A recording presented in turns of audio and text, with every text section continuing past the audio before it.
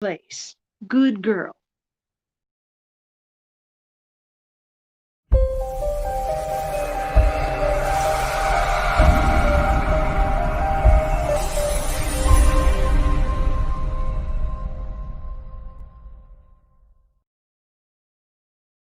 Okay.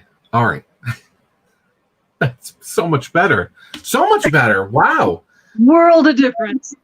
Yes, it is. So you're using your smartphone, obviously. Yeah. I was going to tell you, but I was so confident that the laptop would work. I'm like, You she's not know, going to do anything else. I thought so too. Yeah. Oh, how's that sound? This is the first time I've done anything like this, so. You sound perfect. Oh, good.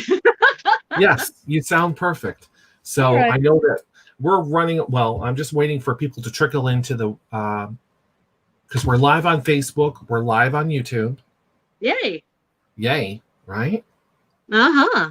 Now everyone is going to be really, really happy because I was like, she's going live. She's finally going to be on camera.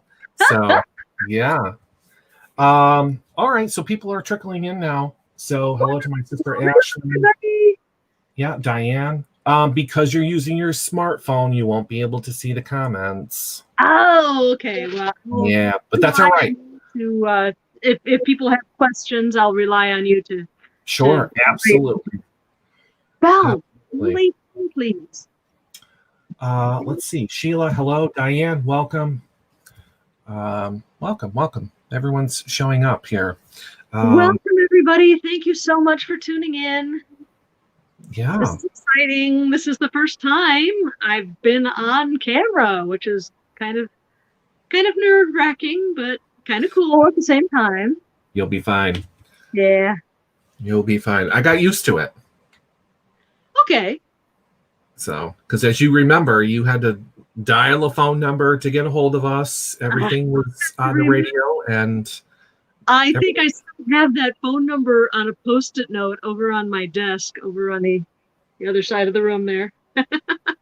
I used to know the number by heart, but I lost that number. I know it was like 3477 something. I can't remember, but yeah, I remember. I'm not going to go into Yeah. Belle, stay here, be a good girl. All right, Diane Pate. Hello, Brian. Hello, Sylvia. Hello, Diane. Thank you for joining us. Yeah, Diane says it's. Oh, I can. If I put them up, you'll be able to see the comments that way. I don't know if you can see them. Hey, all right, yeah. Cool. Yeah. So. Oh, thank you so much. And if I lean closer to the cameras because I'm trying to read those. Yeah. It's on a phone, so it's really, really tiny. So thank you, Diane. Yeah, this is really exciting to be here with you guys and chat and see myself working. Yes.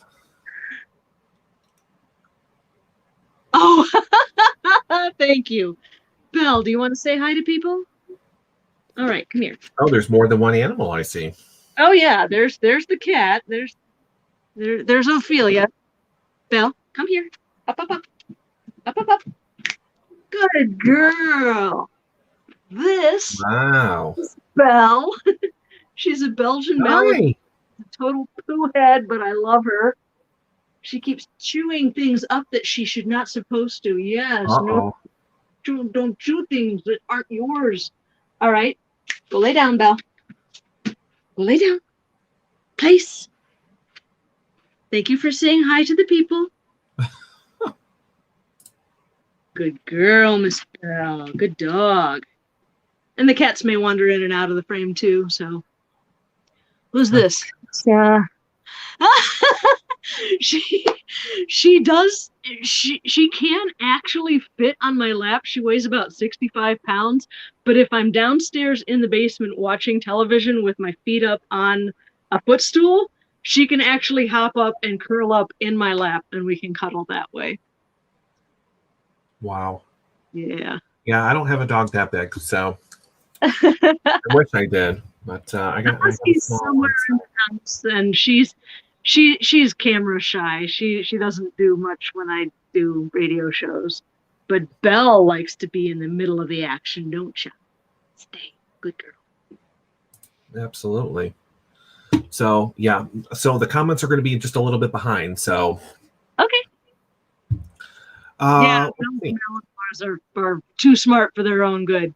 She actually flunked out of the military. Oh. We had some friends who he is a Korean War vet. So Belle flunked out of the military because she was not aggressive enough. She flunked out of the Air Force. So they gave her to our friend Larry, but Larry and his wife are in their mid 80s and they couldn't take care of this young, bunctious, boisterous dog. So Yeah. got her instead. Gotcha. All right. So I was late coming on, but that's all right because we were trying to figure this out, and we did. We did. Well, we did, anyways. We were messaging back and forth, and things just weren't working right, but we got it working. So if for those who are just joining, obviously, I'm talking with Sylvia Shults face to face this time. Yeah. So she's been on the show. First time in 11 appearances? We're up to 11 or 12, right? Are you keeping count? You were the last time. I can't remember, to be honest with you. I kept count until we got to 10, and I think we're on 11 or 12 now. I didn't check before the show, but It's about 10. Yeah. Besides Daniel Payton, you are the next person that everyone requests. Oh, thank you so much. Yeah. If I could have you on once a month, I would do that too.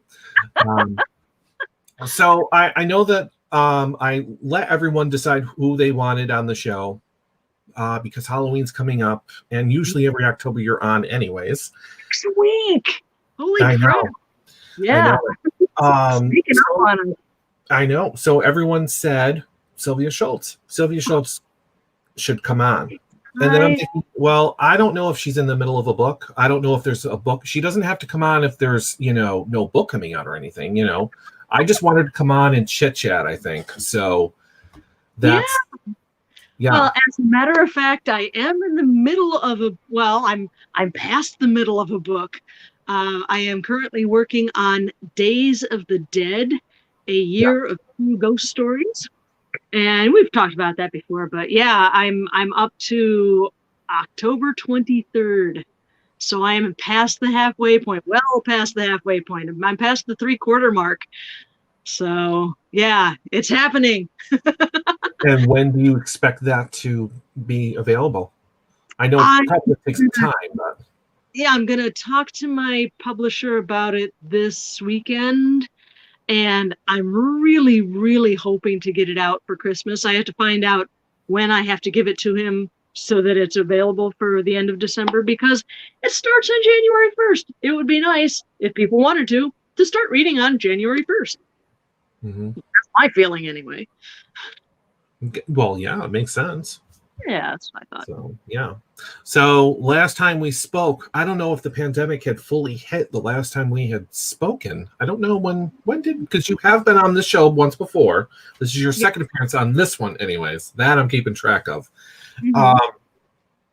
I don't think it was like in full swing. So besides reading, what have you been up to since this whole pandemic and shut in and things closing and just chaos? Well, Belle and I bonded really hard during the actual shutdown here in Illinois. So I was away from work the library was closed for a good 2.5 months. Wow. So I got to spend time with my girls and Belle and I bonded. So that was really nice to have happen. I've been working with my garden, and just like everybody else on the planet, I did a lot of pandemic baking. I'm a baker from way back, and that it gave me the spare time. Hey, baby. It gave me the spare time to bake to my heart's content when I wasn't working. So, and when I wasn't writing. And I got a lot done on the book too with the shutdown. So that was wonderful. That gave me a real boost as to getting the book done. Yeah. Now I have a little over 2 months to go, 2 months and a couple weeks. So yay. Very nice. I've spoken with a lot of authors since this whole thing happened, and that seems to be the only good thing out of this whole thing is that they've had the time to catch up or start something or finish something, which is good. So, and I've noticed that books are flying right about now. So, especially online, I don't know how the Kindle sales are, but I'm addicted to Kindle now. Oh yeah. Just like everybody else. So I've been doing a lot of reading.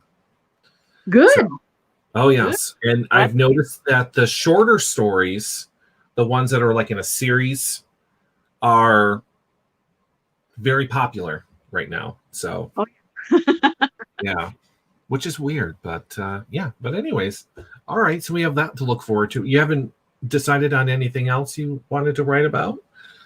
Oh, I have a couple more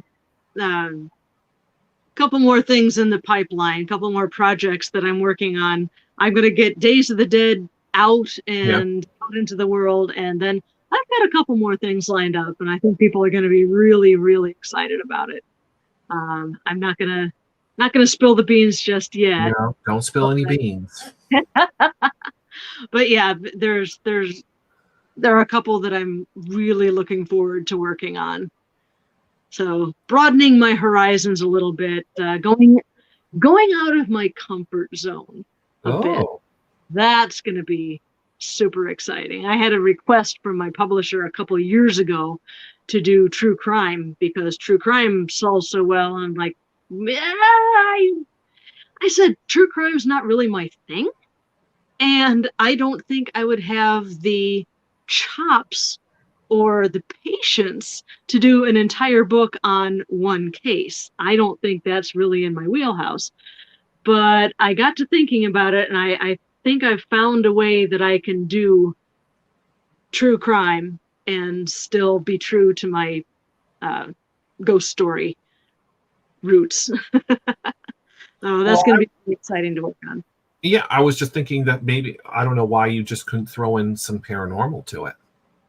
Yeah, that's the direction I'm leaning towards. Well, the thing is, from working on Days of the Dead, a lot of these ghost stories for the dates that I'm coming up with involve true crime. They involve murders and disappearances and whatnot that happen to have a haunting with them. So I've been learning a lot about true crime writing by writing this book, which is interesting. Like I said, it takes me out of my comfort zone. Right. Yeah. I'm learning things, which is always good. Oh yeah, it'll be interesting to say the least, and I can't wait to read that one. So hello, Kayla. Oh, thank you. It's lovely to be here. Thanks for welcoming me. Let's see. Another. I would like to know from where Sylvia finds the facts she posted. Okay, well, Diane, I will tell you, I read voraciously and omnivorously, and every once in a while I'll come across a weird little fact, and I just started writing these down, and I'm like, man, I'll bet other people would be just as interested to know these little dumb facts as I am to find them out. So that's why I started Today I Learned every Monday a couple of years ago.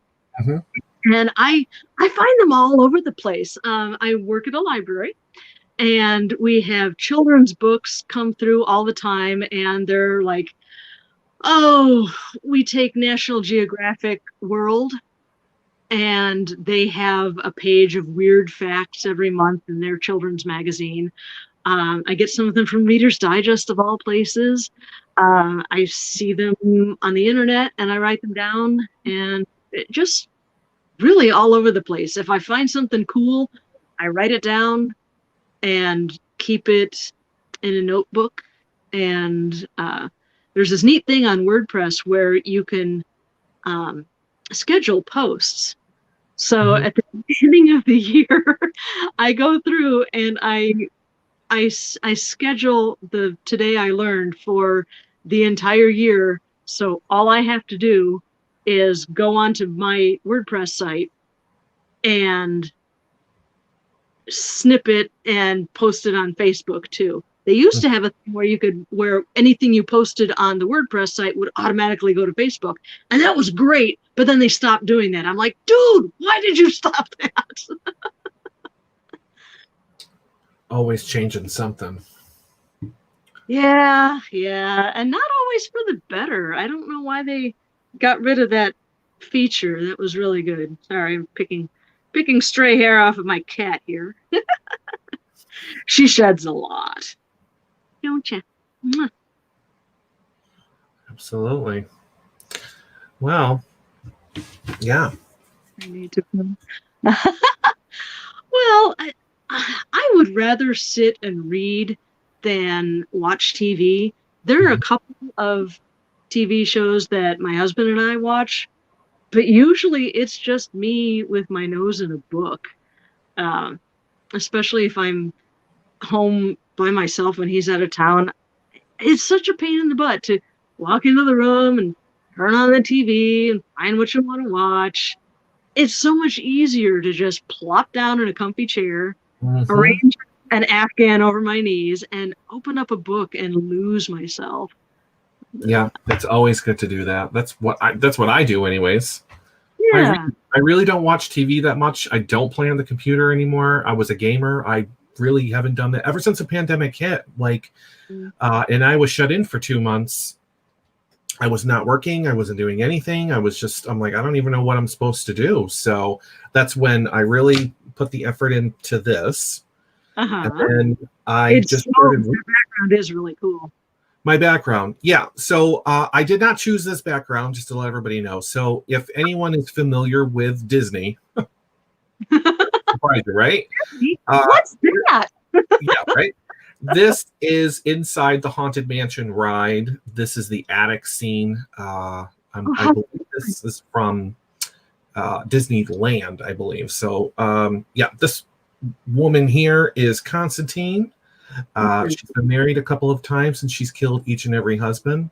So as you go through the attic in the ride, you'll see different periods of when she was married and how they each died. So it's very weird. So yeah, that's Constantine there. So So nice. My partner, he picked that out. He wanted to use that one. I was going to go with the one I used the last time, which was the what do you want to call it there? Building. Remember the last time we tried this? I had this one. The Boeing. Yeah, I know it. Yeah. I have two different photos, but the problem is that right where you are on sitting. Yes, you are. So nobody can really see that. That picture immediately. I'm like, hey, you're in the way. There she is, right behind me, creeping behind me there. You look like you're sitting on the steps. Yeah, right. But yeah, I got to change this chair though, because this chair is just, you could tell I'm not sitting where I'm supposed to be sitting. But anyway, so yeah, I have lots of different pictures. That was the other thing that was part of the show. If I'm going to be, they wanted a green screen, and because I bought one, I left it up to them to choose kind of what backgrounds I should have. So throughout different shows, I have been. Well, first I started with. What did I start with? Oh yes, I started with my living room. Which, by the way, I've had a lot of guests compliment my living room. It's very nice and clean. Yeah. Yeah, that doesn't look anything like my living room. My living room. My goodness. Looks like that. Until I had to tell them that this is. I moved it. I touched it, and they're like, "Oh, it's a screen. Oh my god! I thought it was your living room." So, Brian, I didn't know you played grand piano. You learn about people. Yeah. You can get away with a lot of things. And then I switched. The topics turned into food. So we had a month of guests come on and talk about food. Either they cook something, or I had the crock pot lady on. All she does is crock pot stuff. And I had a couple authors. I had a chef on as well. So we switched it, and then we went to my kitchen. Okay. So this is my virtual kitchen. Brought to you by Bear Paint. Okay, yeah. The blue there with the little bear in the corner. Mhm. And then I had a guest all the way from Scotland. Nice. Very nice. Very nice. He was an actor slash author coming out with his first book. Oh, So cool. I had him on twice. That's how excited I was when he came on. Good. So I had to go. Which one did I do? Did I do this one? Yes, I did this one. Kind of a study. This is a very elegant study. Yes, it was very nice. So this is the one that I used, and then we kind of switched. I had a guest on that is a genealogist and works with not with Ancestry.com, but she will help you in Ancestry.com. I did the whole DNA kit because of her, and I've learned a lot. Had her back on, so her book technically was also out of Scotland. Mm-hmm. So I then switched it. There's a lot of red going on here, but this is a Scottish castle. So yeah, I like red, as you can tell. red is a good color. It really is. This room in the house, when we moved in, the walls were cream colored with kind of a spatter paint of red and lavender. Or I'm sorry, not even red, pink and lavender. And it looked like the Easter Bunny had thrown up all over the walls. So I said, this is going to change. I'm painting the walls of my office red. There you go. Yeah, I would too. Absolutely. Yeah. So how is it in Illinois or around your town? Is it quiet because of the pandemic? Are people slowly coming out? People have been coming out in droves. Yeah. At the library, we opened back up with limited service hours, and we instituted something new. We have a welcome desk. We moved the new book section from right by the front door to up on the adult services floor. And instead of the new books, we have a service desk. And the whole time we're open, somebody is sitting at the desk saying, "Thank you for wearing your mask. We're reminding everybody as they come in every single time to have it up over your nose and mouth." And sometimes we have to remind people. I'll see somebody at the circulation desk and I'll very gently say, "Oh, it looks like your mask has slipped down a little bit. Could you just put it up over your nose?" I haven't had any guff from that, which is good. And people know by now, it's been a couple months, and people know that if they're not wearing a mask, they do not get to come in to the library, which is different than me going to the gas station, then pumping my gas and going in to pay for it or use the ATM, and half the people have the masks on underneath their nose or whatever, which does no good. It's a real mixed bag here. We're about in the middle of Illinois. We're around Peoria, about 2.5 hours south of Chicago. And people were still kind of running around even during the shutdown. The it got a little less frenetic, but it picked back up after we were not shut down anymore. It picked back up real quick. I have a funny anecdote to share with people. When the shutdown was in the middle of happening, I went out into, my husband and I own a vacant lot like 3 blocks from our house. So that's where my garden is.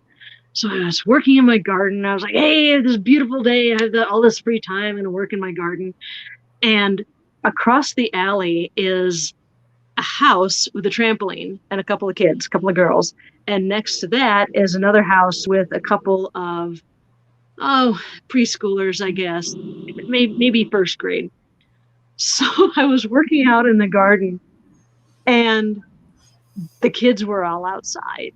And the little boy was in his backyard, and the two tweens were playing on the trampoline. And the little boy wanted to come over and play on the trampoline. And the tweens were at great pains to reassure him, to point out to him that he had to stay 6 feet away from them. Yeah, that gave me a giggle. That was, social distancing for the tween set. It was just so funny. Yeah, we were when we were growing up, it was all about, oh, don't get caught in the quicksand or whatever. And we really underestimated cooties. It's true. That is Yeah. true. Who knew after after going through it with school? Cooties are going to be a thing. Yeah, I know it. But I can agree with you on the whole gas station scene because unfortunately that's where I work is at a gas station. So I'm sorry, I didn't mean to throw shade or anything. absolutely not. It is the truth because they know that masks are required to enter the gas station. You don't want to wear a mask when pumping gas. Go for it. I don't care. I'm not out there. Right. And nobody's going to be around. But and we have the lines on the floor. You have to follow. Keep 6 feet. Whatever. We try to catch people out as quickly as possible, so people aren't standing there in the line. Whatever. But we can only encourage you to wear a mask. We don't have to enforce it.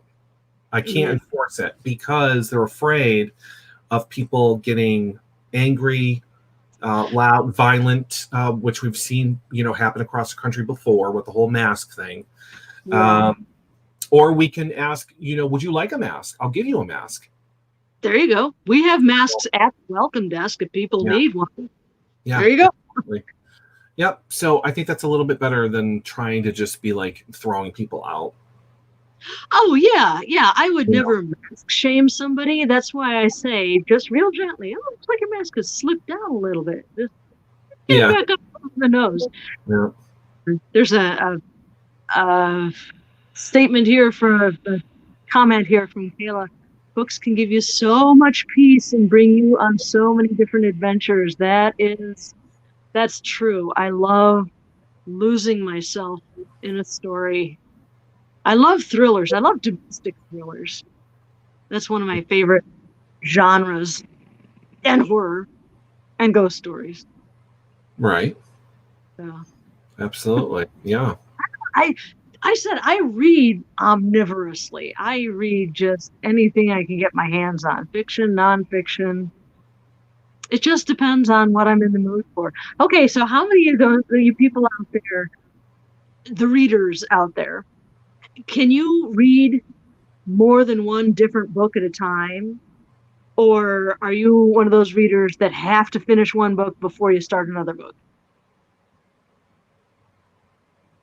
Are you asking them or are you asking me as well? I'm asking anyone who wants to chime in. So we'll see what people have to say. So give it a minute and the comments will start coming up. I personally, at the beginning, because these books on the Kindle, and it'll tell you, it'll take you 2 hours and 34 minutes to read.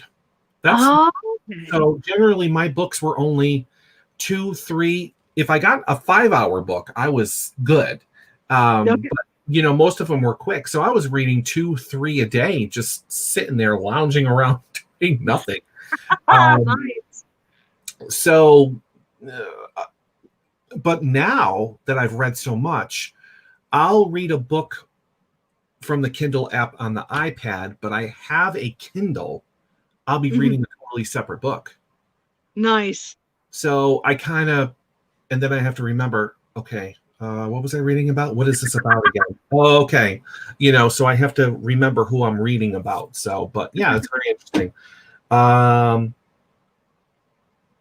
What's happening here? Oh, we're talking about masks. So comments are coming in about the masks. I told you it's a little delayed a little bit. So let's see what people have to say. Diane Paint, social distancing on the school bus. She is a school bus driver, by the way. Yes, I know. We're friends on Facebook. Yeah. And the kids are wearing it. That's good. Good. Yeah, all the kids that have come into the library have been really good about wearing their masks, and I encourage that. And I always say directly to the kids. I really think I'm the kind of person that when I'm talking to a kid, I'll like get down to their level. I'll take a knee and talk to them so that I'm face to face with them. So yeah, I always say thank you to the kid for wearing your mask. Right. Yeah. a true guy and the good for you. Crowded me. What a jerk. Mm. People around here are just horrible. Some of not everybody, but a majority of people. I've noticed that since the pandemic has happened, everyone is, and I get it. Everyone is frustrated. Everyone is stressed. Ugh, You yeah. can't do anything. You can't go anywheres. If you go anywheres, you got to quarantine, take a test. You're going to be out of work, and if you get the sniffles, you sneeze out in public, you cough, you're You done freak for. out. You freak everyone else out. Yeah, no You kidding. know, I mean, the torches and the pitchforks come out. They're gonna get you if you cough Yeah, inside the store. yeah. Oh my lord, it's crazy. Let's see what At else the I can. very least, you're gonna get some side eye. Like, how dare you cough in this Yeah, store? like seriously. But Diane, I can read more than one book at a time, but usually do one at a time. That's fine. Yeah. I've usually got 3 or 4 on the go. I Mm, have one here in the office in the comfy chair. I have one in my locker at work, and I usually have one on my desk. And wherever I am, if I have a few moments, oh, hey, look at that. There's a book here just asking to be read. mm. I wouldn't mind working at a library.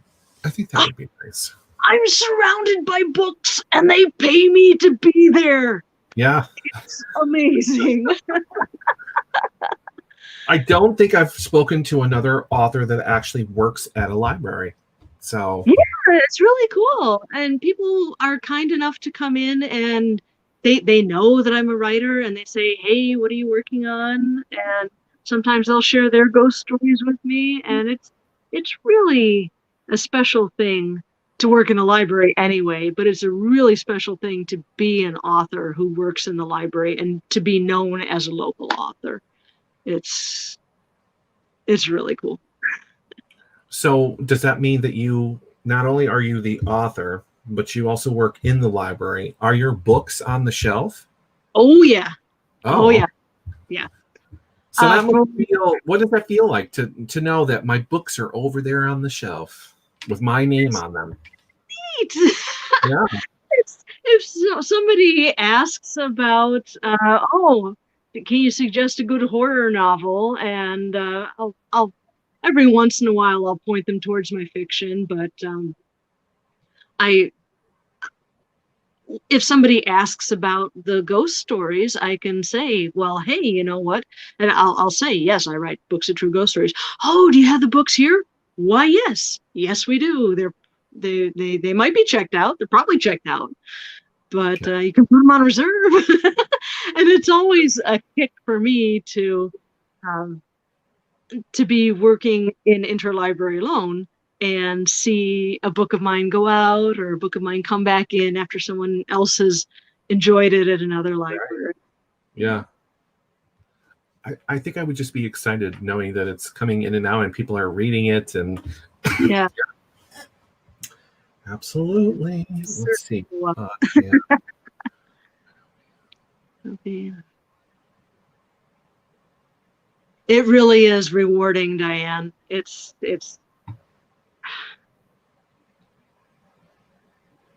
I've gotten away from writing the fiction, but the nonfiction for me, sharing the ghost stories has the same draw for me. It's really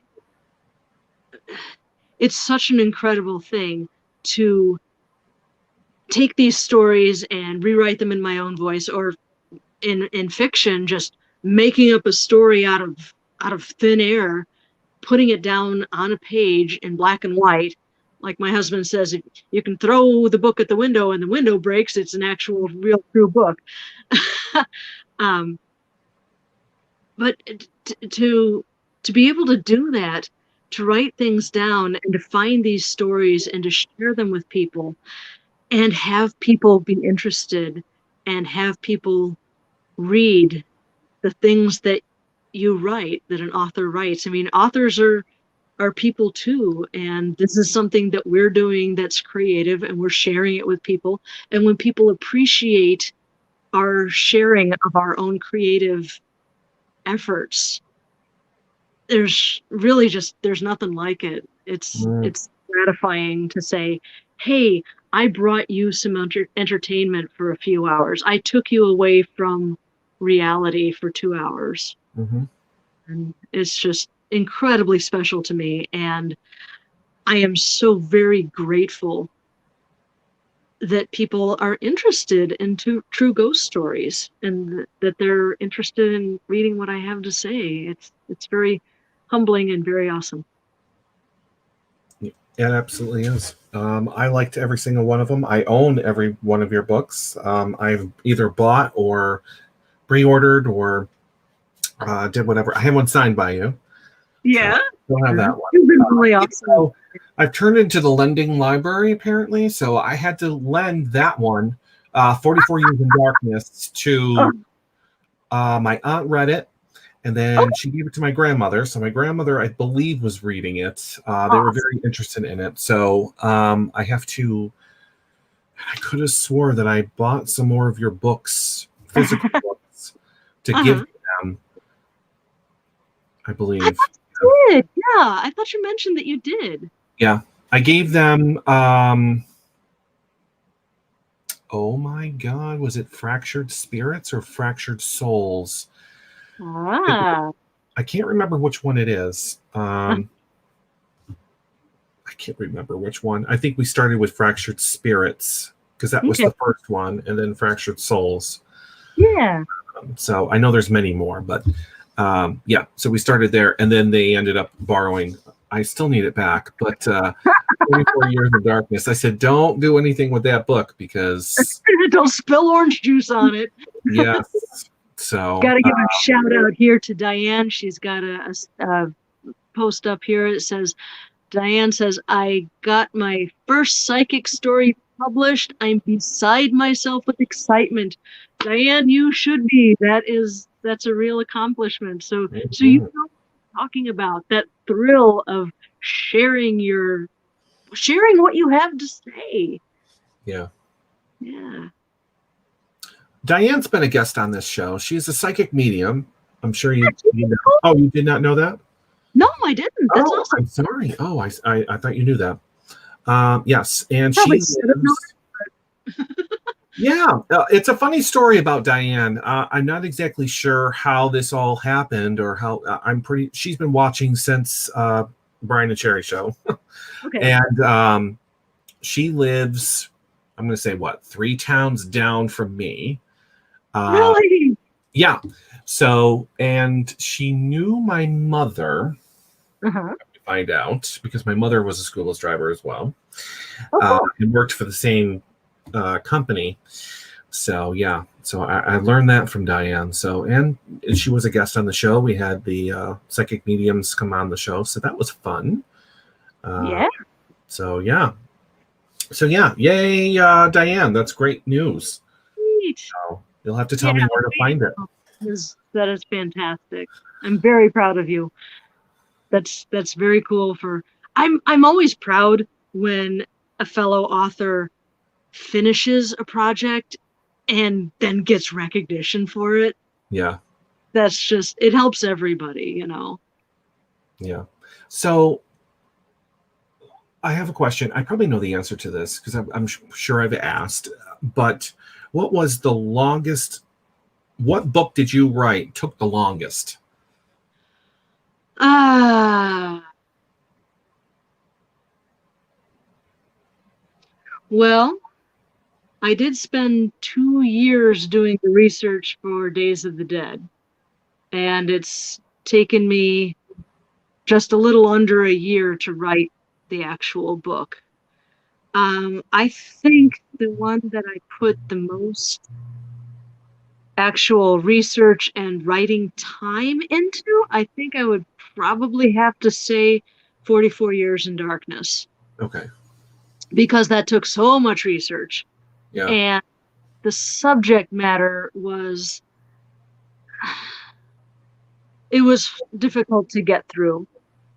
And I wanted to do it right. I Yeah. wanted to really do right by Rhoda's story and by Rhoda herself. And maybe somebody out there in your audience can help me with this. Just very recently, like last week, I was on a radio show and I was doing Jim Heater's radio show, and he hipped me to the fact that somebody had posted on Facebook about Rhoda because her birthday happens to be World Mental Health Day, October 10th, which is, I think, just a happy circumstance. Mm-hmm. But somebody posted her story, and they posted the photograph of Rhoda sitting on the floor of Dining Hall A, which is the photo we all know, with her knees drawn up to her chest, and she's smiling at Dr. Zeller. But they also posted another photograph that purported to be, hey, sweetheart, that purported to be of Rhoda Derry. But it's manifestly not. Because, for one thing, this woman still has eyes. And Rhoda clawed her eyes out in the poor farm. Mm-hmm. So this woman, the dress she's wearing seems to be from about the 1880s. And we know for a fact that Rhoda had self-abused and done damage to herself well before that, sometime between 1860 and 1870. And also there was no real reason for Rhoda to have her photograph taken at that period in her life when she was in the almshouse.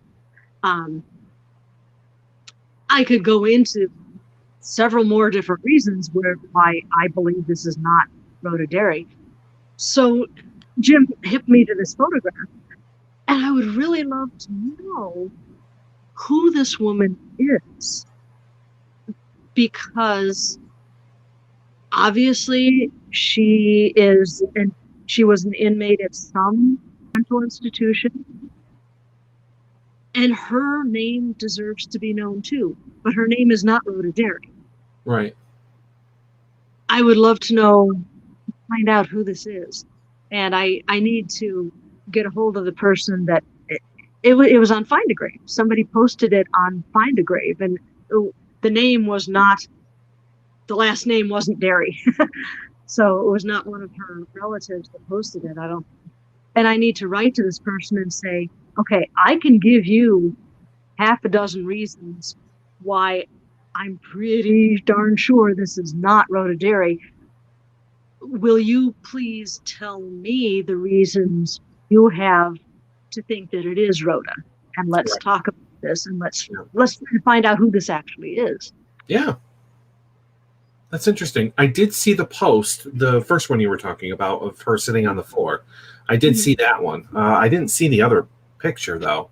I'll have to image. If you type, go to Google. Sylvia trying to talk, take two.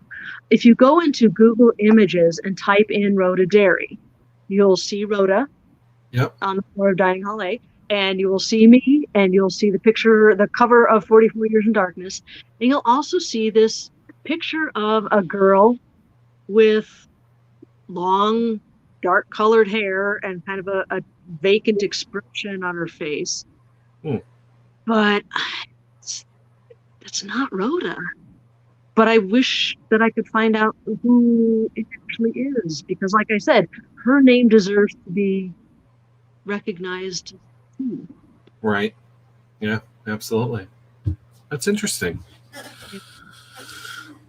Wow, looks like you have a little journey ahead of you. Yeah, some detective work. Yeah. The only reason why I asked how long it takes is because I know you cannot rush creativity. Yeah. And I am co-authoring a book with a friend of mine who I used to work with. Excellent. This book is all over the place. And I have talked about this book for probably the last time I worked with her was, I'm going to say, at least 4 years ago. So this book has been slowly 1 year a chapter, I guess, or something. And like I said, I know you can't rush creativity. She's been busy. I don't see her that much really anymore. We just started kind of getting back into it. She's now on chapter 5. So we're getting somewheres. I know that when I don't go to her house. I used to stop at her house and we used to hang out, and the book is in my head. The ideas are in my head. She is the creative one. She puts it to paper and just writes beautifully. Cool. So, I'm very excited about it. And I keep telling her, you don't need to make it a 200-page book. Yeah. It can be like a short series. It could be a short story. It could be, maybe even just 10 chapters. We'll start there or something and leave a cliffhanger, we'll go to 2 or something. But so, yeah, no, I've been letting people know. It is a murder mystery, though. Oh, yeah, okay. It's a murder mystery.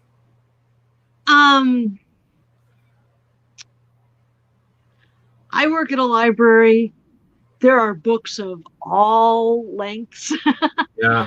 I would suggest, now murder fiction is not really my wheelhouse, but I will tell you, as a former fiction writer, I think it would be in your guys' best interest to make sure that the story you have to tell is at least, I'm going to say, try to make it at least 40,000 words. Okay. And that has nothing to do with chapter length. It just has to do with book length. There could be 20 chapters in there. There could be 50 chapters in there. It just depends. But I would go by word count. I would make it at least 40,000 words, because with a mystery, again, not my wheelhouse, but right. It seems to me that with a mystery story, the reason readers seek out mystery stories is they want the puzzle. They want a chance at solving the puzzle. They want to see if they can figure it out before the detective or the police officer or the little old lady in tennis shoes that's working on the case, if they can figure it out and be right before the protagonist can figure it out. That's for a mystery is, can I come close to solving it, or can I actually get it right? And I think that 40,000 would be the minimum to give people clues, give people context, give them a fair shake at figuring it out. Just my 2 cents. Sounds reasonable. The reason this whole started is because, if you recall, I did an author's challenge back. Yes.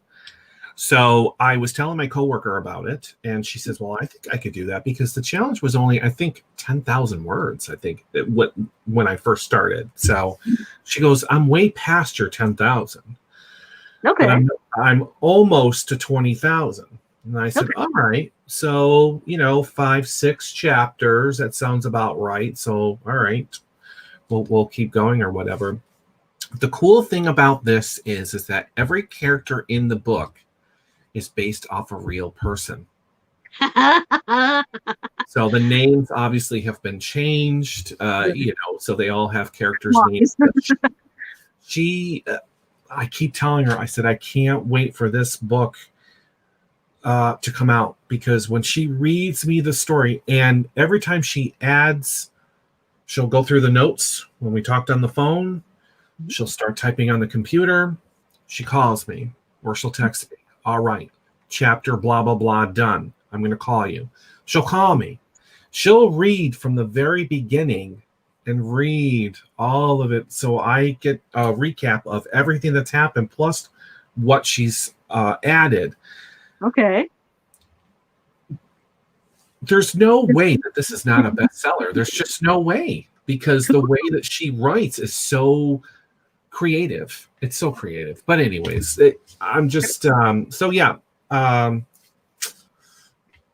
just so glad that I'm not a writer. I just couldn't do it. I've tried, I've dabbled, but I'm so glad that I leave it to her, so to get it done. But 40,000 words. That seems reasonable, and it seems about right. So, because technically in the story, I think chapter 3, maybe chapter 4, the murder has already happened, but nobody knows what's. That's pretty standard, I think. Yeah. So now it's like, who did what's happening. But she's not quick to give anything away. So she's very smart how she's doing it. So yeah. Right. Yeah. And of course I'm in the story. So yeah. So is it a cozy? Is it a bar? Is it just a gritty urban thing? Or so this the name of the book as it stands is A Murder in Stratton County. So this is a tiny little town. Okay. We based it off of a town where the gas station was when I worked with her, which was Stockbridge, where Norman Rockwell lived. Nice. So that's a very small town, and it's got that old-fashioned feel to it. So if anyone ever Google Stockbridge, most of my people actually have been through there, but if you haven't, it's very picturesque. So yeah, it's a tiny little town, and all of our friends or customers that came in the store are actually characters in the book. And it's just, I'm the mayor. Nuts. Yeah, I'm the mayor of Stratton County. And I got my friends as either, we got the sheriff involved, and my friend who's writing the book is in the book. Mm-hmm. She actually runs the general store. She's got a story. Then you got the old lady across the street that's always sitting on her porch. She notices things, always watching. So yeah, and then there's a new doctor that comes to town, and this is the first thing he's going to have to deal with. He has no doctor's office yet. There's a murder. What's happening? But not only that, there's an arson. Somebody tried to burn my house down. Oh no! And now the maid is dead. My maid is dead. Oh. That's pretty much where it is. But I know I'm kind of just throwing everything in bits and pieces, but the way that she's actually written it is it's beautiful. It's a bestseller. I don't care what anybody says. So that's great. So yeah. Okay, let's see. Okay, Brian. Oh, Diane. Oh, Brian, hurry up and finish the book. It sounds very interesting. Let me tell you, Diane, it's very, very interesting. Very interesting. So there's a mix of everything, though. So in the book, there's what's the word that I want to use? Culture or something. Eclectic? Mm-hmm. No. Okay. Yeah. I mean, obviously, if I'm in the book, then there's got to be somebody else. So there's I believe a love interest that she's writing in there. Uh-huh. And my friends I have. What is she, Mexican or Puerto Rican or Spanish? I can't remember, but she's Mexican. She's in there. So that's kind of difficult to throw in her language and, the little, Spanish words that she would use when talking to her son. Her son is in the book as well. So It was kind of different to write Spanish when she really doesn't even know Spanish. So there's a lot of research and looking things up in words, how to spell things, what do they really mean. So I told her, I said, trust me, over 6 years, I have spoken to so many authors. Mm-hmm. I know what each and every one has gone through. I know what it takes. Once you finish the book and close it, it's not a done deal and you send it off and you don't see it ever again. That's not how it works. So I had to let her know, you have to edit that thing. You have to give it to somebody else to look over, and a fresh set of eyes, any mistakes. There's the cover. There's, do you want a publisher? Are you going to self-publish? Is anyone going to pick? I'm pretty sure if we sent it out, somebody would grab it. I think it's just that good. And if not, then I'll never talk to them ever again. But anyways. I think that's fair. Yeah. So that's what I'm working on. So I know the pain of writers and what it goes through, even though I'm not writing it, but it's still here. So she's doing a fantastic job. So yeah. Good. So yeah. So because of the pandemic, I'm pretty sure that you have not been able to do any ghost hunting or outings or anything like that? How do you stay 6 feet from? Well, I mean, you probably could if you want to ghost hunt on your own, but they don't recommend that. So, Right. Right. Well, I was supposed to do an overnight at Mardell Manor. Well, that doesn't sound right. No, Mardell Manor's in Pekin. That's not right at all. Um, there's um a former hotel. What's the name of that goofy place? Anyway, starts with an M. Mexican. Yeah, I'm blanking on it now. But I was supposed to do an overnight there, and that fell through. The guy putting together the tour was kind enough to say, whenever you feel comfortable, your spot is open, and next time we go there, uh, you'll please feel free to come in and join us. I did another. I visited the Pollock Hospital with another group up around Chicago, Shadow Hunters. It was their second visit there, and they had just as great a time this time as they did the first time they came. Got some really fun evidence. So what else did I do? Oh gosh, I went to Gettysburg, and that was good because we spent a lot of time outside, so didn't have to worry quite as much, and we were able to spread out. I went with a bunch of other people, but for the most part, we were outside. We were at Devil's Den, we were at Little Round Top, and I just fell in love with Little Round Top last year when I went to Gettysburg. And then this year, when I went, I had the opportunity to go to places I hadn't been before.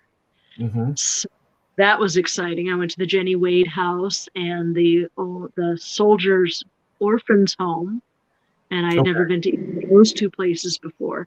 So if anybody out there is interested in true ghost story podcasts,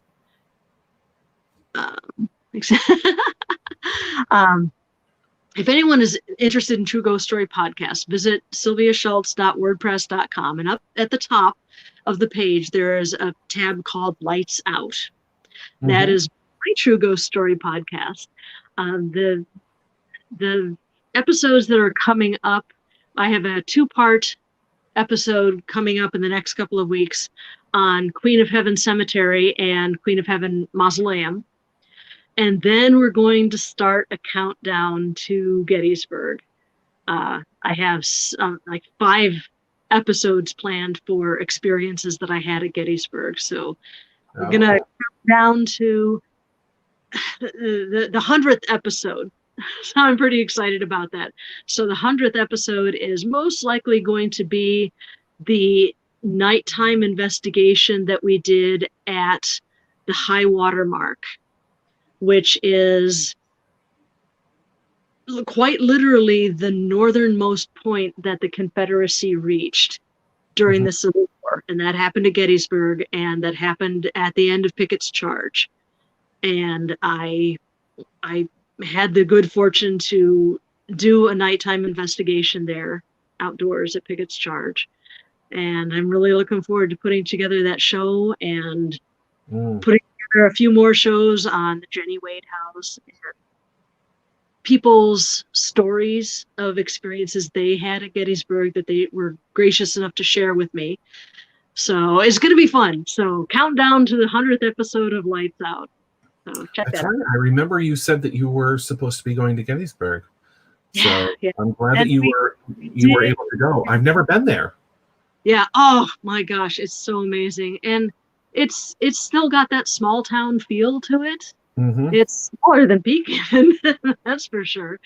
And yeah, it's totally got a touristy vibe now, but it's still got that pleasant small town feel, and they have a lot of respect for their history, as well they should, because it's flipping amazing. That sounds like, oh yeah, I hope, Diane, that you tune into the Lights Out episodes, because I've got I've got neat stuff to share with you. Um, so yeah, we were very careful. We did the social distancing thing. We did the mask thing. And in Pennsylvania and Ohio, Indiana, not so much, but in Pennsylvania and Ohio, the businesses that we frequented were very, very insistent on mask protocol and social distancing protocol. And that was good to experience. I mean, you didn't see anybody with their mask down below their nose. It was just all masks all the time. And people were wearing masks on the streets of Gettysburg, just walking around, some of them. So I felt very comfortable there, even in the midst of a pandemic. And this was, when was this? End of July, beginning of August? I think it was beginning of August.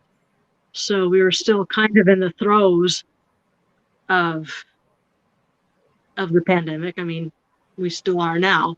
Right. But yeah, people were being very careful, and yeah, it was good. Oh, it was right before the Durrett show that went through the Midwest because we drove home the last couple hours through pouring rain, and then when we got to the Chicago suburbs, which was where my I hitched a ride with somebody, which is where she lived. There were branches down all over the place and flooding in the streets, and it was just an absolute mess. So I think that was beginning of August. Yeah, crazy. Wow. Absolutely crazy. Yeah. What the heck was I going to say? I did have an author on, not that, maybe back in July, maybe. I don't know if anyone here, correct me if I'm wrong, people, because you know more than I have so many people on. But he did write a book about Gettysburg, and very interesting. I deleted the picture. Check me in the comments, please. I deleted the picture of his book. Let me see if I can find it again. He was very interesting to speak to. His name was Larry Jorgensen. Oh God, Larry, where are you? I know he's on Amazon, but yeah, it was very interesting. I don't think it had to do with like those. Maybe it did. Now that I'm trying to remember what it was about. Oh no, it was a while ago. It was very Jorgensen.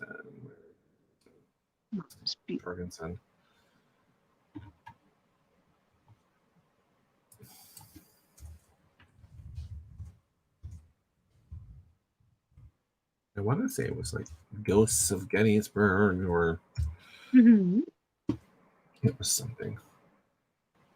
But Gettysburg is probably the top destination for authors who write paranormal books. There are books about Gettysburg. It's unbelievable. And I'm pretty sure that goes for other very important places or, important people or whatever. But I have never seen so many books about Gettysburg. There's been quite a lot of ink spilled about Lizzie Borden, too. Yes, as a matter of fact, yes, that is true. Which you did go and visit. I see, and I've never been there, and I live in the same state. That's pretty sad. Yeah. They are doing Halloween tours at Maplecroft. Maplecroft is up for sale again. And so, yeah, you should trot over and do a tour at Maplecroft since you have the opportunity. And you're right there. I know. Because, I want to go to Salem again. I really do. And this is the time where it really starts to get busy. See, you need to come back out. You need to go to Salem. That's what you need to do. So, and this time, tell me, I'm going to be here this day. You should come down. I knew you were coming, but I didn't know exactly when, I think. That's what happened. Yeah. I totally would have went down there. the reason I was down there was to help a friend with a home project. Yeah. So that I didn't have a lot of free time. Right. Got some sightseeing done. I went to the burial ground in not Danvers, but somewhere real close to Plymouth where my Mayflower ancestor is buried. So I got to his grave. And it was a source of pride to me that his was the only grave in that whole block square of burying ground. His was the only grave that had any sort of decoration on it. Hmm. Mm-hmm. There's a little American flag, and I brought him flowers. And there was a little stone on top of his headstone that was painted, a little pebble that was painted with the word love on it and a heart. And it was just very sweet. And I was really glad that it was my ancestor who was so honored with trinkets at his grave. So no ambition to find out who's leaving this stuff? Oh gosh, I'm not sure, but his name was George Sewell, and pretty close to Plymouth, just outside town, there is the Sewell Homestead that is a working farm and has been in the family for umpty years. Yeah. And I just have to think that it's maybe people that work there or have some sort of connection to the Sewell Homestead that Maybe. are that close that they could leave stuff on his grave. That was so cool. I went to the Sewell Homestead as well, and they had a couple books of their like in the mid 19th century, autograph books were a big thing. So they had one Sewell ancestor who had graduated from teaching school, from normal school, and she had gone around and collected autographs from all of her classmates, and that was really interesting to read those. And then they had a couple books of photographs. I mean, none of them were labeled, and we don't know who these people were. They were just Sewell ancestors. I'm flipping through it, and I came across this photograph, and I had to take a picture with it with my phone because it looked exactly like one of my cousins when she was about 9 years old. Hmm. Exactly. Wow. So I showed it to her at I had gone there before the annual family reunion that summer. So I got to show her that picture, and she was kind of a little bit freaked out, I think, because it was just like her doppelganger. It was really amazing. I was like, "Hey, Hillary, recognize this. This looks like you when you were 9 years old," and it really truly did. It was eerie and cool at the same time. Gotcha. Wow. Yeah, I just, because of Ancestry.com, which I have been painstakingly doing, I've gotten so far. I actually have spoke to someone who technically is supposed to be related to me because I did the whole DNA thing, and they are from Plymouth. Oh, cool. Well, he lives in Plymouth. He's an older gentleman. But he was like, "Yeah, you need to come out here. It's beautiful out here." I've never been. It really is. It's so gorgeous. And if you go there, take the Lantern Ghost Tour. That is amazing. Really? Janine Williams is in charge of the Plymouth Ghost Tour, and they do the Lantern Walking Tour. Janine Williams, amazing. She is so cool. She's a lot of fun. Interesting. Plug for that tour. Yeah, I'm gonna have to remember that, because I have to get down there. I really do at some point. And I know that I've been telling people. People are like, "Oh, you need to go back to Salem." The first time was a disaster, which it was. It was a disaster. Disaster. So going to Salem was Sherry and I's idea for a Halloween show for the show. That sounds like an amazing idea. Right. All right. So we all packed in the car. We all drove down to Salem. I had never been. And, it was fun. We walked around. We went into a couple of shops. They went, I think, into a haunted house or something that was going on. I didn't really do that. We went into the cemeteries Awesome. that are right there in the center of town. I really didn't get to like the houses or like the important places to go. I was just mainly staying in town. So, but there was so many people, and I'm like, well, how am I supposed to call into a radio show and do a radio show? All these people. Yeah. Okay. Yeah. So we're like, all right, so we'll wait. So I'm pretty sure that show is hopefully not still out there somewhere. But that sounds awesome in theory. Well, we did the show. So instead, we went to one of the premium malls that are out there. I think it was like the Natick Mall or something like that. It's a huge mall, like 3 floors or something like. I don't know. That even has condos built like on the property of the mall. Yeah, it's weird. But we're talking Boston area, kind of. So the show was done outside in the parking garage. Okay. And people were walking by and wondering why 2 people were talking to a phone in my hands, because that's the way it was happening. And I'm just like, oh, this is terrible. You could see people walking and listen. It was just weird. It was just, it was terrible. So like, I'm never doing that ever again. So, and that was the same thing for when we went to Exeter, New Hampshire for the, I think it was like the 5th annual UFO festival that we got invited to. Oh, cool. From a guest on the show. He says, yeah, I'm going to be a key speaker. I write about UFO technology and how we're using it. And I'm just like, oh boy.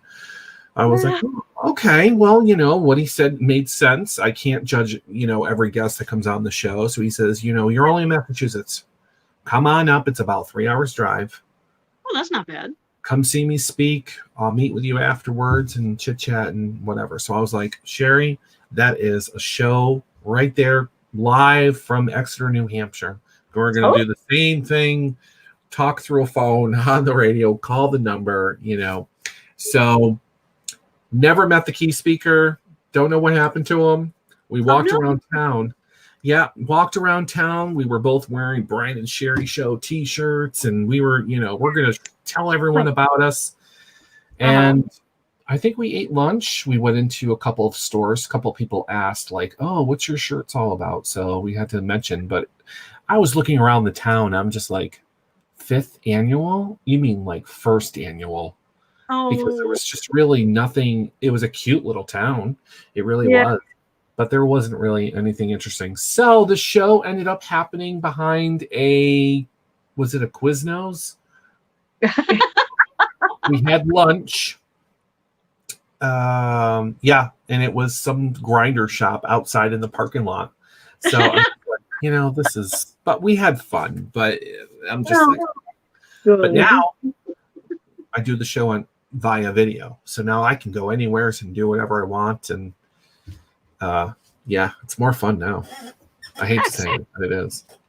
So does anyone have any questions for Sylvia regarding her books? She's written many books. I've posted the link to her author page on Amazon prior to the show. I think I did it yesterday.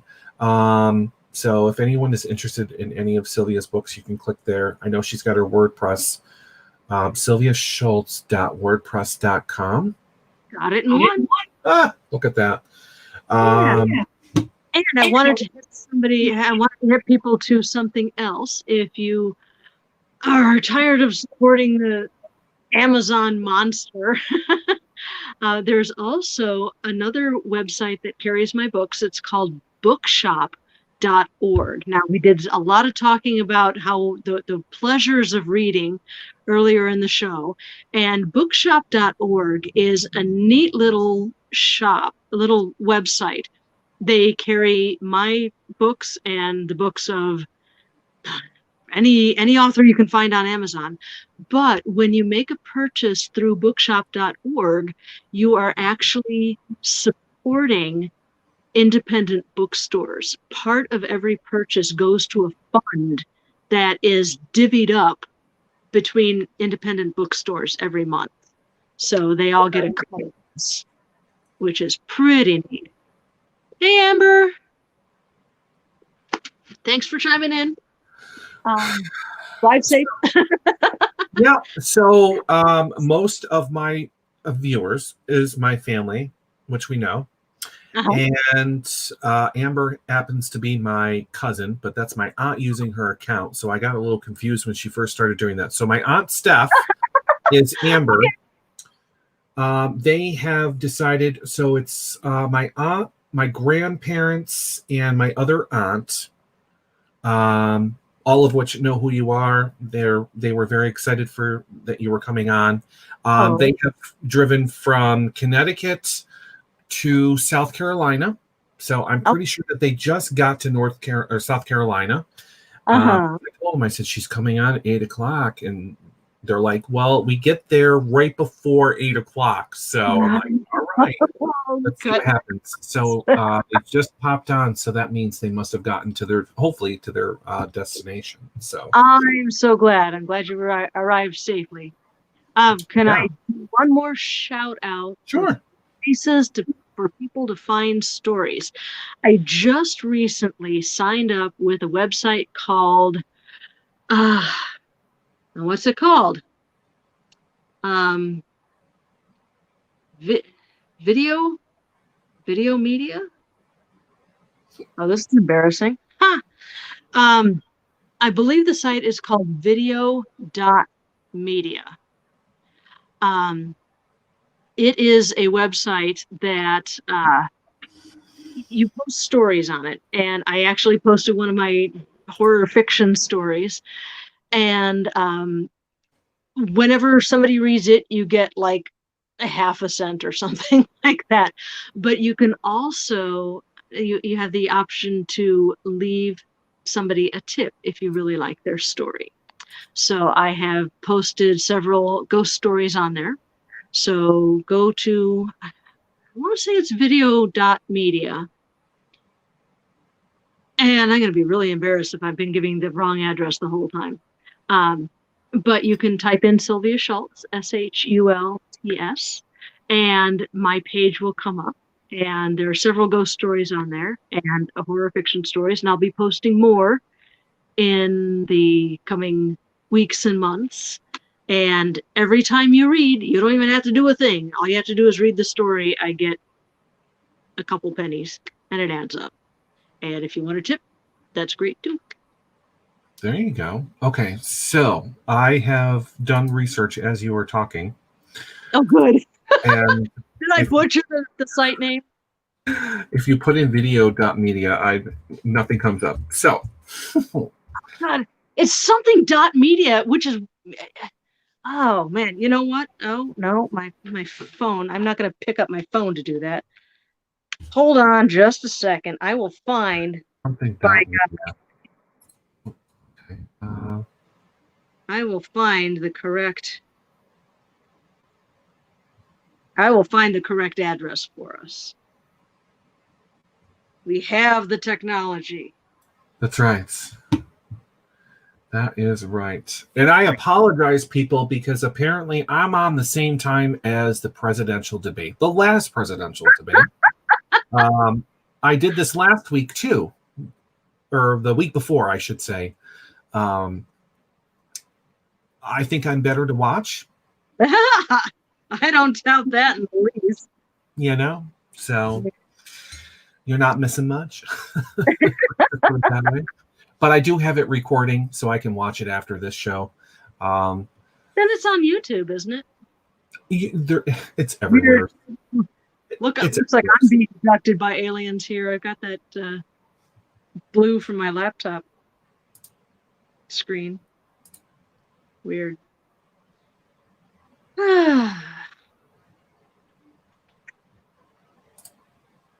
So anyways, any questions for Sylvia? You all are on here. Don't forget to like and share this video. And if you are watching from YouTube, hello YouTube, welcome to my 9 subscribers and growing. Don't forget. Media. You know what? I'm thinking. I'm sorry. I'm thinking it's vocal.media now that I think about it. Vocal.media. vocal.media. And I will tell you for absolute certain in just a moment Share here. your But stories and earn. So if you type in vocal, yeah. So vocal.media is the website. I am going to, you do have to sign up for this, which you can use your Facebook to sign into this, which I'm going to do now. Continue as me. Yeah. Okay. So once I can find you, I will. In the search box, just type in Sylvia Shults and my page will come up. So, and I think what I'm going to Shults. I haven't decided exactly how to do this, but I'll be posting stories from Days of the Dead pretty soon. I don't know if I'm going to do like the first of every month or just close my eyes and put my finger on the calendar page. But so these are stories totally different from, well, they are horror, but one of them is the Dolly thing is horror. Okay. I changed the title recently, so I'm not sure. So every story that you have on here, The Wreck, The Frozen Lovers, Christmas Carols in the Woods, Guides in the Snow, Footprints in the Snow, Bartholomew's Rudd's Christmas Guest, and then the Dolly Dearest, they all say horror underneath them. So that's because your general vocal.media doesn't have a section for nonfiction. Gotcha. They all say horror, but because they're all in horror and you can tag it supernatural or tag it paranormal. So yeah, there isn't really a way to distinguish between fiction and nonfiction, and I'm not super jazzed about that. Yeah. But when people get into the story and start reading it, they'll figure it out. Dolly Dearest is the only one right now. Bill Place, you're being obnoxious. Down. Okay. Dolly Dearest is the only one that's straight horror right now, and the rest. There was a contest that the theme of the story, the story had to involve a candle in the window. So I did just one or two from Days of the Dead, and a lot of those stories, the ghost stories, come from Spirits of Christmas. I mined Spirits of Christmas for some of these stories and tossed them. I don't know if I've won the contest yet or not. I don't think it's been decided yet, but fingers crossed. Mm-hmm. Yeah. All right. Diane, could you please post the link? Which link would you like? The Vocal or WordPress? There's also sylviashults.com still, correct? There is, and I try to keep that updated, but it's much better to go to sylviashults.wordpress.com. Okay. That gets updated a lot more.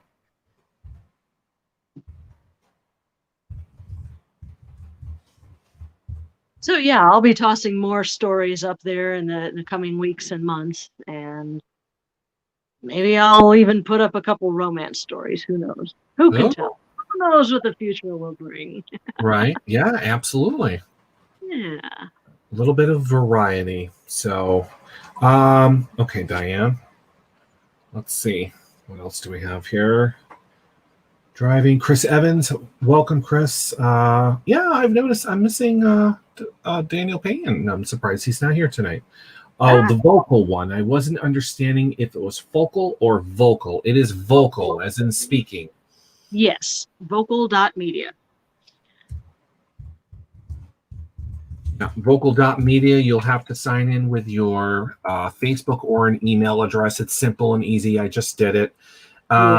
And then it up in the right-hand corner, it'll say Explore. You'll click on that, and then you'll type in Sylvia Shults, and everything pops up. Actually, the link, I just posted the link on the Facebook page. Excellent. So that will bring you to Vocal. Unfortunately, it won't bring me to Sylvia's, but it'll at least bring you to Vocal, where you need to be. So thank you, man, for doing that. Absolutely.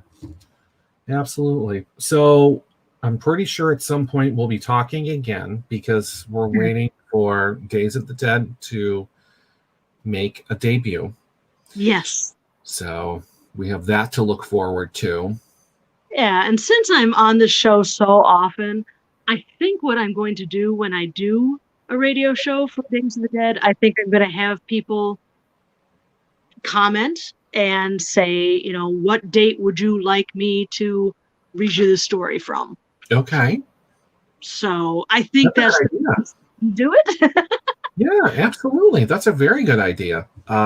Maybe someone's birthday or a random day. Oh, I can't wait.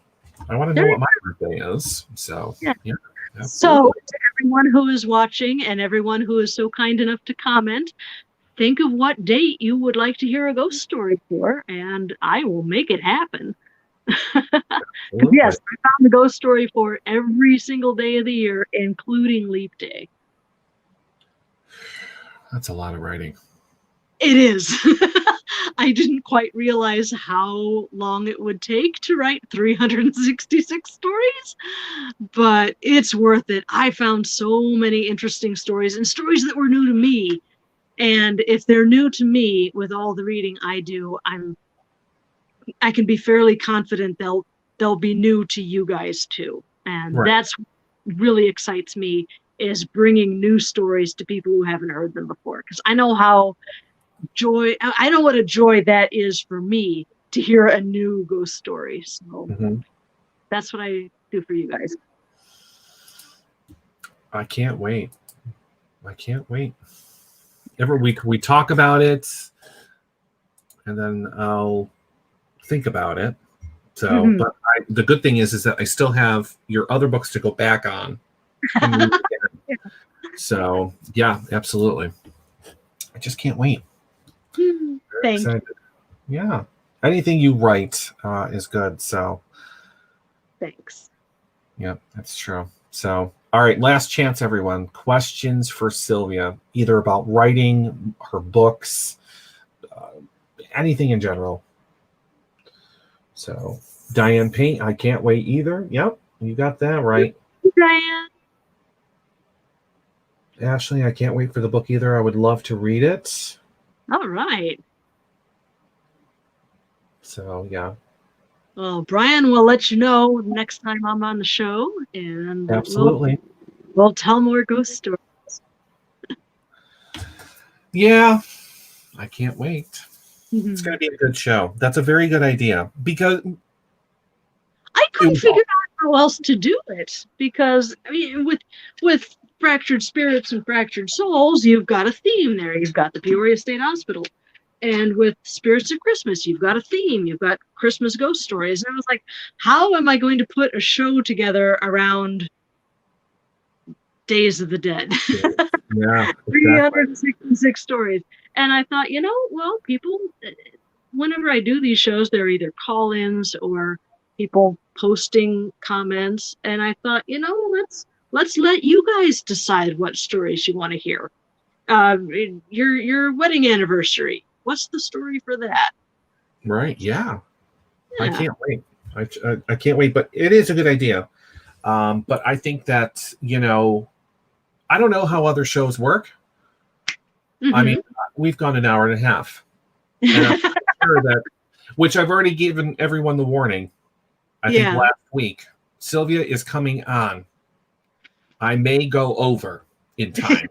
Okay, don't panic. So I think that a setting like this, even if you were given an hour, I think that you could get enough people.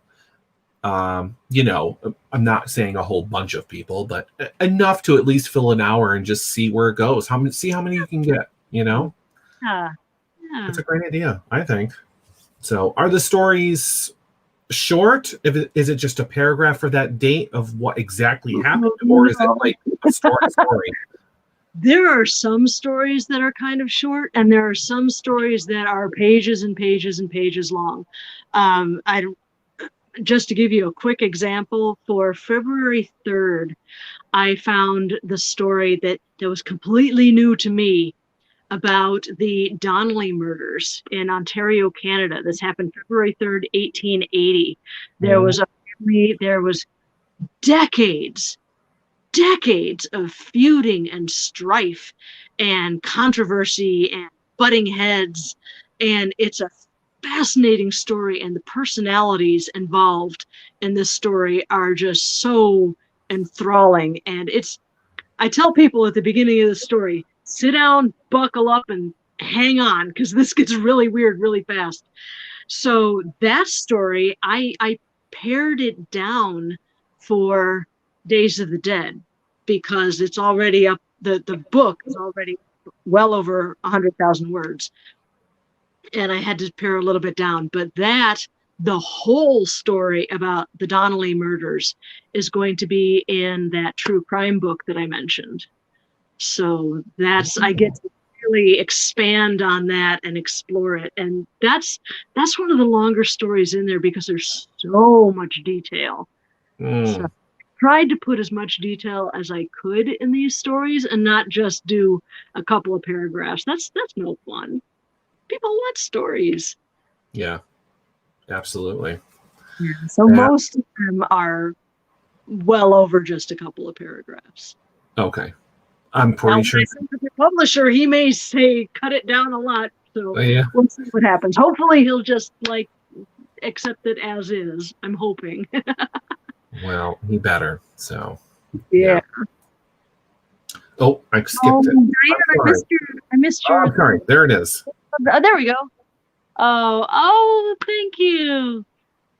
Yes, thank you, Brian, for having me on again. It was really a pleasure, and I'm so happy that everyone chimed in. And I'm trying to get now. All of a sudden, all these things are starting to pop up. Chris Evans, who's late to the party here. Let's see what we have to say. In my area of the world, High Point, North Carolina, there is a ghost story about Lydia. Oh, Lydia in North Carolina. I would be interested in hearing about that. I think it can be found in Ghost. Ooh, thank you for hipping me to that book. I will go and check it out. That's the other great thing about working at a library is I can get pretty much any book that I want. Even if our library doesn't own it, I can get it on an interlibrary loan, which it's an addiction. It really is. So for somebody as addicted to reading as I am, it's a really wonderful thing. Yeah. So, thank you, Chris, for that heads up. I will go in search of that book. Absolutely. And thank you, Diane, for the kind words. It's always a pleasure to join Brian for a show like this. And it's always a pleasure to hear from people who chime in the comments. Thank you so much for posting.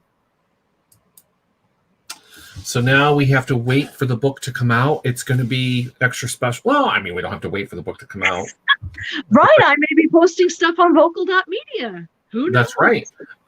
So everyone will have to check it out. I'll make sure all the links are still posted, which I just did I got to put your WordPress in there. Okay. For some reason, I always forget that one for some reason. I always see the website listed first. Uh-huh. So I always do sylviashults.com and send people there. Your author page on Amazon. But what was the other book place to support the what was that? Bookshop.org. Bookshop.org. Yes. Okay. So I'm going to make sure I post that in the comments. There we go. That way I don't remember, and I'll get the information and post that as well. So perfect. Yeah, there you go. So if anyone's looking for her books, go to bookshop.org. Yeah. No, yeah, just do it. Show some indie bookstores some love. Absolutely. Not a lot. Everything is closing. A lot of small shops are closing. I've noticed a couple of book places were closing, so I'm just like, Whenever you can, show them some love by ordering from bookshop.org, and that will help them out. Absolutely. So, well, I'm pretty sure if anyone has any questions after the fact or after the show, you could always send a comment to me, or I can forward questions to Sylvia. I'm pretty sure she'll answer them for us. There's a contact me page on sylviashults.wordpress.com. And I know that works. People have gotten a hold of me before. So Okay. contact me link at the top of the page. Perfect. Yeah. Let's see. I'm trying to go through my babble here at the end. Everyone knows that not only are you able to watch this live, you can also watch it afterwards. It's the internet. It really never goes away. The other cool thing is that besides video, I'm still doing the whole podcast thing. So this show gets turned into a podcast. So there's no excuse for you missing the show. You can take us on the go. Well, Sylvia and I here on the go. If you're working out somewhere, so you're at work, well, okay, maybe not work, but on your lunch break, driving in the car, plug us in. You can find my show. Bye-bye. Yeah, because you can find my show not only on YouTube, but I'm on Apple Podcasts, Google Podcasts, Spreaker, iHeartRadio. What's the other one? Stitcher. Thank you. And I'm also on iTunes. Yep, Apple Podcasts, iTunes. Yep. I just recently got on there too, yeah. But there's always Spreaker. Spreaker, but is also on all these platforms as well. So you use Spreaker as well, then? Well, I use whatever Libsyn uses. They're the ones that host the podcast, and they're the ones that take care of. Yeah, they distribute it. Distributing it. Yes, because I use something I wouldn't know how to do, so I just leave it in Libsyn's capable hands. Yep, that's what I do. I use Spreaker. That's how it gets distributed to all the podcast platforms. I don't even have to do anything. Yeah, so it's just there. Thank Spotify. That's the other one. Yeah. Yeah, absolutely. So I want to thank everyone for coming on and chatting with us. And I'm glad that this worked. Now we know how it works. Yes. I'll just use my little old phone. Yeah, it works beautifully. So yeah, all right. Well, hopefully it's not too long before you come on again. But I know you are busy. You're working on projects, and pipeline. I promise. I've got lots more stuff for you guys. Perfect. All right. Well. Good. Yeah. Say goodbye. My goodness. Licking my ear. Go. Say hi. Oh, he's looking right at me like, what is going on here? Oh my goodness. Get off, dork. Good girl.